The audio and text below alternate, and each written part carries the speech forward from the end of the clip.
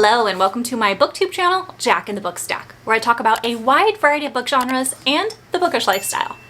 Today, there's not so much of a wide variety of book genres because we're talking about one genre, which is horror. It's spooky season, it's October, so I am a basic bookworm. Of course we're focusing on horror. I was looking at my short list of books I want to read, my TBR, and I noticed that I have acquired a series of books from one author. And I was saving these for spooky season or for the right mood, and I determined now is that time. And I thought it'd be fun to do an author taste test and read all of her books, tell you what I think of them. Do I like this author? Will I continue to read from this author? So that's what this vlog is going to be. The author is Christina Henry, and I have 3 of her books here that I want to read in this reading vlog. We have Horsemen, A Tale of Sleepy Hollow, which is a Sleepy Hollow retelling. I love that story and that movie so much, so that will be really, really fun. I also have another retelling of hers, Alice. I am so excited to read this. I love Alice in Wonderland retellings, whether they're like smutty romance or like alternate storylines to them. I don't know if I've ever read a horror retelling of Alice in Wonderland, but I think the original tale is inherently creepy, and so it could be really easy to do a take on this. And I think that this is modern day, so that will be interesting. It's talking about crumbling buildings, yada yada. I don't know. I'm going into this kind of blind because I like going into horror books, particularly blind, because then you can be surprised. The final one is Near the Bone, which I understand is her most popular book. At least when I covered this book in a haul video, people were commenting that this is their favorite, or they're always comparing like the other books to this one. So I'm excited to check this one out. It's an isolated cabin setting, which is always my favorite horror setting.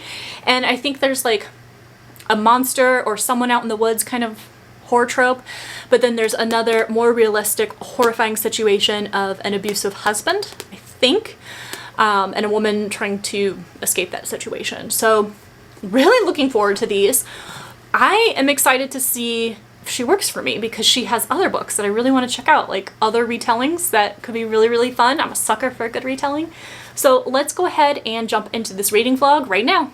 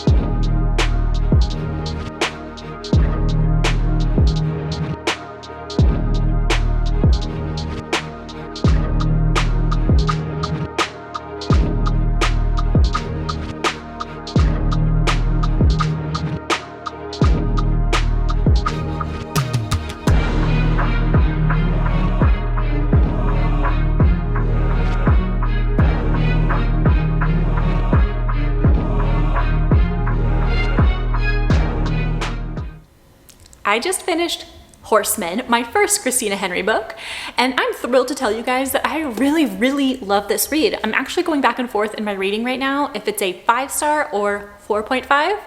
I enjoyed it so much. And part of that is also because I have read the original Legend of Sleepy Hollow, and I adored that story. And this one is kind of like a sequel.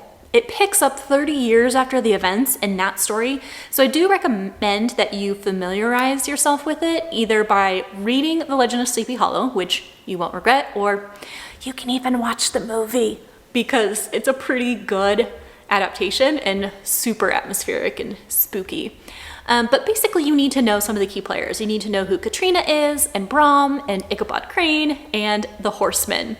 And this story, like I said, it's kind of like a sequel, 30 years after the events there, and we follow the 14-year-old granddaughter of Brom. And her name is Ben. She is, like I said, 14, and her grandmother wants her to be like prim and proper and like a proper girl, wearing dresses and sewing and getting prepared for marriage. And Ben just doesn't want that. She adores her grandfather and she wants to be a boy. She feels that she is a boy. She doesn't want to be treated like a girl. And there's a lot of these insecurities too, like, I need to be brave like my grandpa. I need to show no fear. I need to be courageous all the time. That got a little bit repetitive and redundant, like those insecurities, but I get where we're going with it. Things get really, really spooky when Ben is playing with her friend in the woods and they find a mutilated body. And this body has no head, no hands, and it's pretty terrifying. And this kicks off a series of events that are very, very creepy. And I really enjoyed this retelling of a legend that I am familiar with, but it took a completely different turn. Christina Henry really put her own spin on this. It definitely was not a retelling of the story as we know it. And you could even kind of figure that by how I presented it, right? That it's 30 years after the events of that, more like a sequel. But it really took its own spin in explaining what happened back then and what's happening now. And so it was very engaging. It was unique. I had some problems with Ben sometimes, just with the 14-year-old perspective, I'd say. But I really appreciated her struggle. Really interesting take on this story. Very cool atmosphere, very creepy, and I was very satisfied with the ending. Overall, I enjoyed Horsemen. I enjoyed Christina Henry's take on the retelling, and I'm so excited to read more. I really can't wait.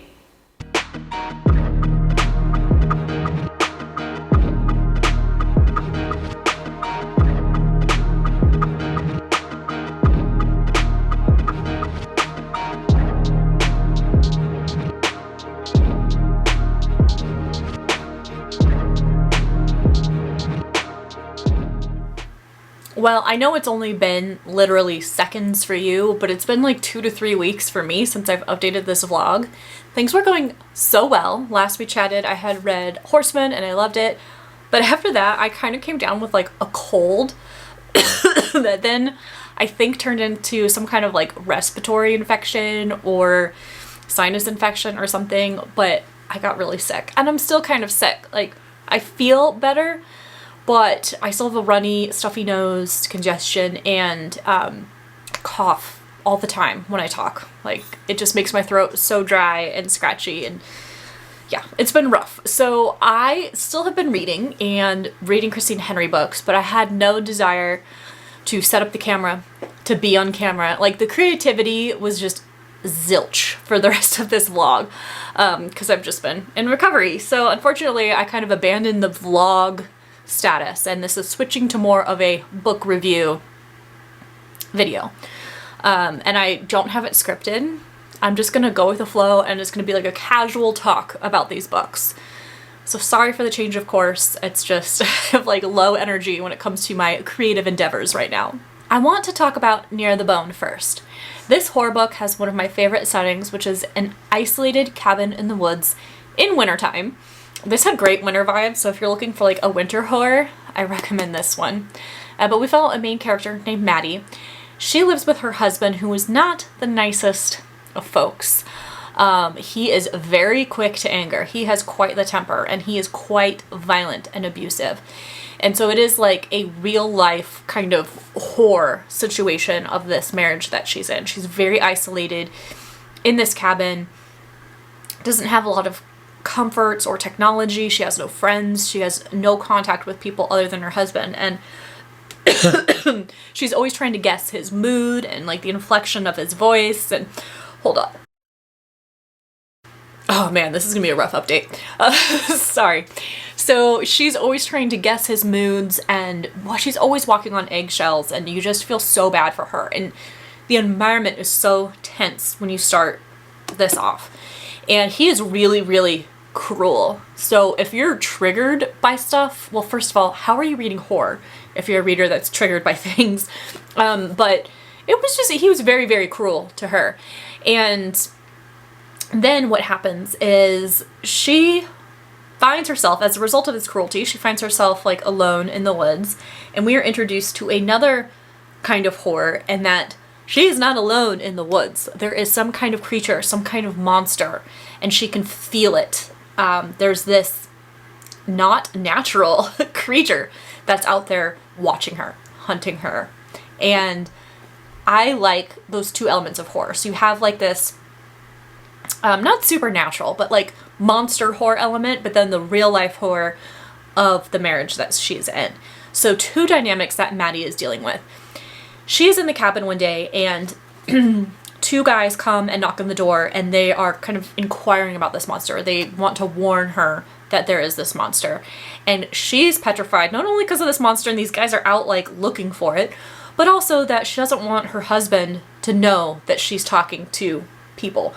And the story kind of takes off from there. And again, you're balancing these two elements of the horror, and I'm not going to dive more into the plot than that. That kind of just sets it up in your mind.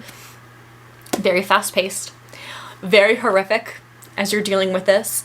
And there is an element of like survival, like out in the woods, like trying to get away from these horrors.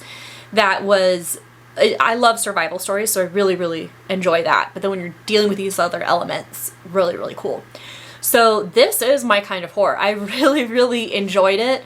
The ending was satisfying. Overall, really recommend this book.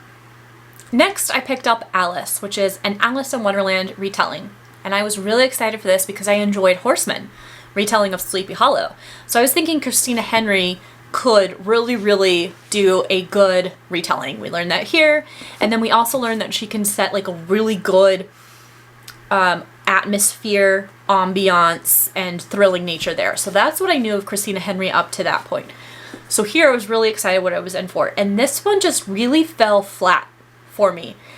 And I don't know if I did this book an injustice, like if I was comparing it to this and setting my expectations for this against these, in the tones they created, the characters they painted for me, the tension, like I don't know if I was like had expectations for Miss Christina at this point, but it just fell flat. So we are introduced to Alice, who is the prisoner. She's a guest at like a mental institution that's very isolated. She has like a cell, so that's like she's a prisoner, and she has a friend that she talks to through like a mouse hole in the wall between them. And you know, he's always ranting and raving about like a Jabberwocky, like a Jabberwocky is awake. And so you're sensing like okay, so I'm seeing the references here. So pretty quickly both of these people leave the institution, and they're on a mission kind of against this Jabberwocky thing. And then there's other references to Alice in Wonderland in terms of like the walrus is like a crime lord in the old city that they're in. There's like Cheshire Cat reference. There's all these references, but they're very, very modern, very urban. And first of all, I guess I don't mind. I never really put much thought into how I feel about like urban fantasy. I mean, I've read Crescent City by Sarah J. Maas, and I didn't mind the urbanness of it. But I don't know if this really landed for me, and I don't know if it's, again, with Alice in Wonderland, I have certain expectations of it being older. But like, I've read other Alice in Wonderland retellings that were modern, like cell phones, security cameras, that kind of thing. So I don't know if it was that bugged me. Like the setting and the time period. I don't know if it was the characters that like I could not connect to. They just weren't really fleshed out, so I didn't really care too much about them. And the references felt kind of forced. I guess I just don't feel like they fit. I don't feel like they fit at all. This was just not, it wasn't a retelling. It's not a retelling by any means. It's just kind of inspired by, I guess, because our main character is named Alice, and there's like reference to a rabbit and that she like escaped from, and he thinks he owns her, and it's just, it didn't land for me. And I was expecting this to be more horror. I actually started this vlog saying like I'm reading 3 horror books by Christina Henry. Like, not really. This is very much a fantasy. And I think on GoodReads it's like fantasy horror, which, you know, it's a good topic of conversation. You know, where is the line? Because all horror, no, let me rephrase that. Most horror has an element of fantasy to it. If you're talking about like supernatural ghosts, if you're talking about monsters, headless horsemen, haunted houses. Like, usually fantasy is always an element of horror. This was straight up fantasy with like some violence to it. So I guess you could call it horror in that regard, but it wasn't the horror genre or tone or plot that I was looking for. It wasn't connected to the characters. The references to Alice in Wonderland didn't really fit. It was not a retelling at all. I did not enjoy this one. So this one I gave 2 stars because I did not like it. So where do we stand with Christina Henry? I am not gonna let my experience with this dissuade my overall opinion of her. I think from these ones, I really feel like Christina Henry is great at setting a ominous atmosphere. Creepy, dark, with tension. Lots and lots of tension. And some gruesome things happen that I really enjoyed as well. The whys between the horror was pretty intelligent and good, especially I'm thinking of Horsemen in particular. I don't know so much if there's a why here, but it was very satisfying at the end. So I think I really, really enjoy Christina Henry. I like her horror more than I like her fantasy, maybe, but I still need some more exploration to see how I feel about that. It is pretty cool that I was able to knock off 3 books from my physical TBR, and I am impressed with Christina Henry. She's not necessarily an auto-buy-author for me yet, but I do want to check out more of her horror books. So that was a very successful author taste test. Thank you so much for hanging out with me, especially up until this point here when the video took a complete turn from the really engaging reading vlog I was expecting on doing. I've just been sitting on the couch a lot. I've been reading, but I've also been scrolling a lot and watching Love is Blind. So thanks for hanging out with me in this vlog, and I look forward to seeing you in the next one.